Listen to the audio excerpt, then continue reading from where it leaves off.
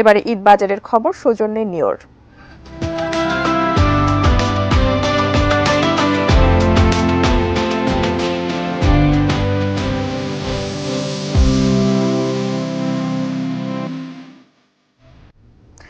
নদী, চর, খালবিল, গজারির বন, টাঙ্গাইল শাড়ি তার গরবের ধন।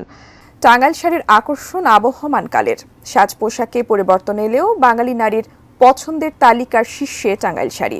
তাই নারীর মনের মতো শাড়ি তৈরিতে ব্যস্ত তাঁতপল্লী। টাঙ্গাইল প্রতিনিধি নাসির উদ্দিনের তথ্য ছবিতে দেখুন ডেস্ক রিপোর্ট। আলো আঁধারির কারখানায় অবিরাম শাড়ি বুনে যাচ্ছেন তাঁতশিল্পীরা। ভোর থেকে খটখট শব্দে মুখর তাঁতপল্লী। মাকু আর সানার ঠোকাঠুকিতে শাড়ির জমিনে ফুটে উঠছে বর্ণিল নকশা। সামনে ঈদ, পহেলা বৈশাখও। সময় মতো ক্রেতার হাতে তুলে দিতে হবে শাড়ি, তবেই না পূর্ণতা পাবে উৎসব। তাঁতশিল্পীর হাতে ও পায়ের ছন্দে তারই ব্যস্ততা। টাঙ্গাইলের বাজিতপুর, কৃষ্ণপুর, বেলতা, পুটিয়াজানি, বল্লাসহ বিভিন্ন এলাকায় শাড়ি বয়ন হলেও মূলত পাথরাইলই টাঙ্গাইল শাড়ির রাজধানী।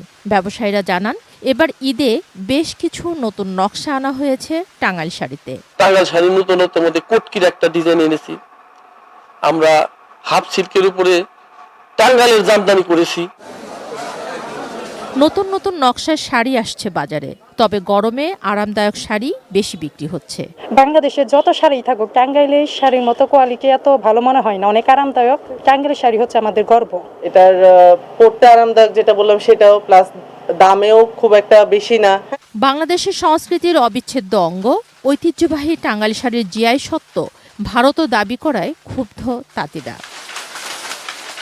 Mirza Monalisa, desk report, ATN news.